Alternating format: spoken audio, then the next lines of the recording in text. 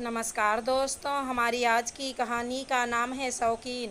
सोनिया एक मध्यम वर्गीय परिवार की लड़की थी जो बहुत ज़्यादा पढ़ी लिखी नहीं थी। उसके घर पर माँ और एक छोटा भाई था जो कॉलेज में अभी पढ़ाई कर रहा था। 2 साल पहले पिता का देहांत हो चुका था। माँ थी, वो एक प्राइवेट स्कूल में टीचर थी और घर खर्च के लिए ट्यूशन भी पढ़ाती थी।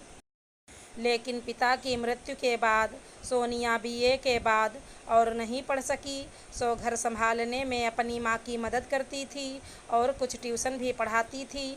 अब माँ सुनीता चाहती थी कि कोई अच्छा घरवर मिल जाए तो सोनिया की शादी हो जाए। सोनिया की मौसी ने एक रिश्ता बताया। लड़का पढ़ा लिखा था, सरकारी नौकरी में था। लड़के वालों को सोनिया अच्छी लगी।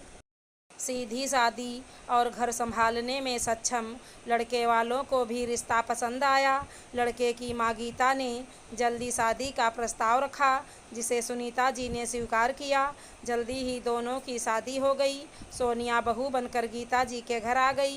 गीता जी के 2 बेटे थे, एक राजीव और छोटा रितेश। गीता जी के घर में खाने के सभी शौकीन थे। गीता जी खुद भी बहुत अच्छे व्यंजन बनाया करती थी। अब बहू भी वैसी ही मिल गई जो खाना बनाने की शौकीन थी। लेकिन गीता जी कुछ काम देसी ढंग से करती थी, जैसे देसी घी घर पर बनाना, मसाला हाथ से कूटना आदि। जो काम मशीनों के बिना हो सकते थे वो हाथ से ही किया करती थी। सोनिया रोज़ नए नए तरीके से खाना बनाती थी। खाकर सभी बहुत खुश हुआ करते थे। शनिवार की रात को जब सोनिया किचन साफ कर रही थी तो गीता जी ने आकर सोनिया से कहा, बेटा उड़द की दाल भिगो लेना, कल रविवार है, कल दही भल्ले बनाने हैं। तुम्हारे ससुर जी दही भल्ले खाने के बहुत शौकीन हैं। हमारे यहाँ हर इतवार को दही भल्ले बनते हैं। तुम बना लेती हो क्या? जी, मैं दही भल्ले बहुत अच्छे बनाती हूँ और उसके साथ इमली से खट्टी मीठी चटनी भी बनाती हूँ। क्या घर में इमली है? गीता जी ने इमली निकाल कर दी और सोनिया ने भिगो दी। अगले दिन दोपहर के खाने के साथ दही भल्ले बनाए।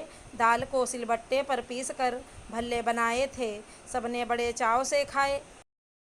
सोनिया के ससुर जी ने कहा, आज दही भल्ले बहुत ही अच्छे बने हैं, कुछ अलग ही स्वाद है गीता। ये आपकी बहू के हाथों का स्वाद है ना गीता? ये मेरी बहू नहीं बेटी है और मैं इसका पिता। क्यों सोनिया, ठीक है ना? जी पापा जी। गीता, मेरी बेटी के सामने आज तुम्हारे दही भल्ले 19 हो गए। ठीक है, आज से मैं नहीं बनाऊंगी तुम्हारे लिए कुछ भी।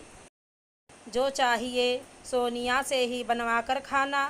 ठीक है। ऐसे ही समय बीतता गया।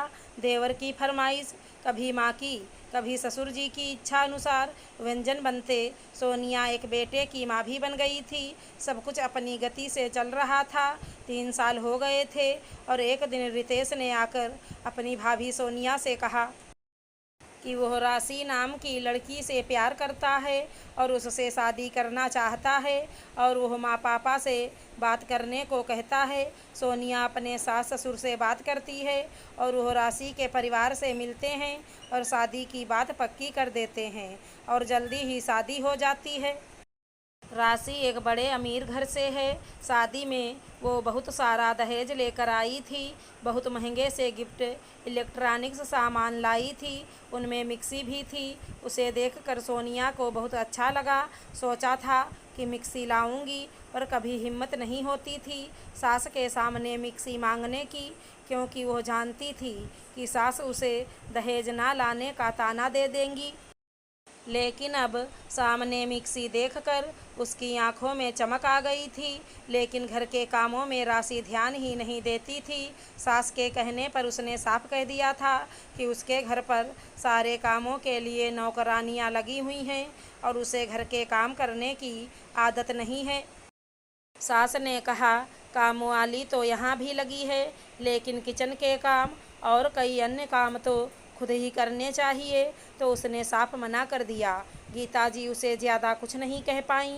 फिर भी सोनिया उसी तरह से घर के काम करती रही और इतवार का दिन था।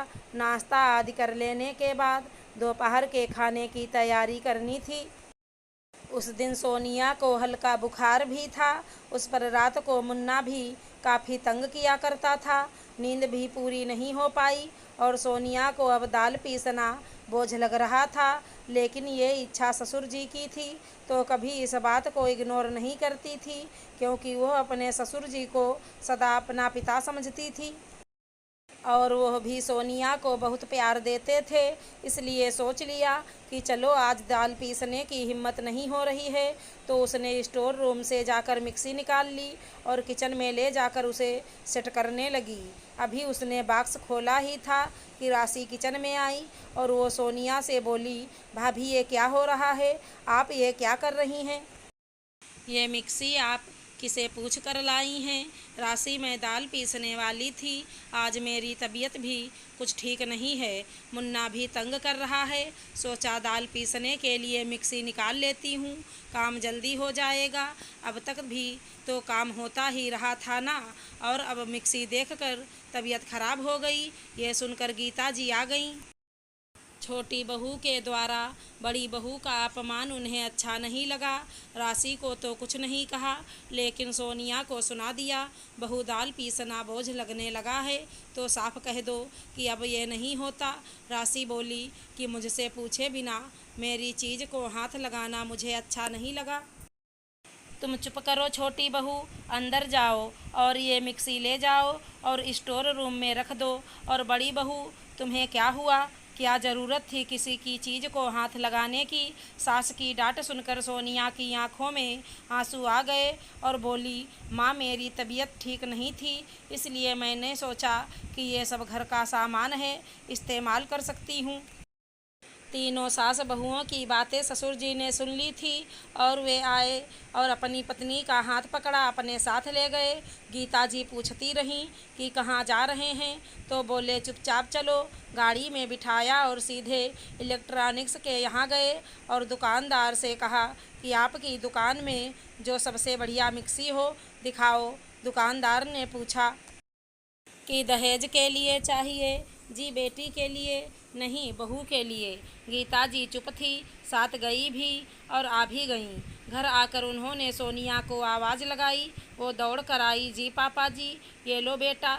ये क्या है बेटा, आज के बाद तुम सिलबट्टे पर दाल नहीं पीसोगी। यह तुम्हारे लिए मिक्सी है और टोस्टर, और आज से किसी भी काम के लिए कोई भी सामान की ज़रूरत हो तो अपने इस पिता से कहोगी, किसी दूसरे के सामान को हाथ नहीं लगाओगी। और गीता, अगर हम अपने बच्चों से सुख चाहते हैं तो उन्हें सुविधाएं भी उपलब्ध कराना हमारा काम है।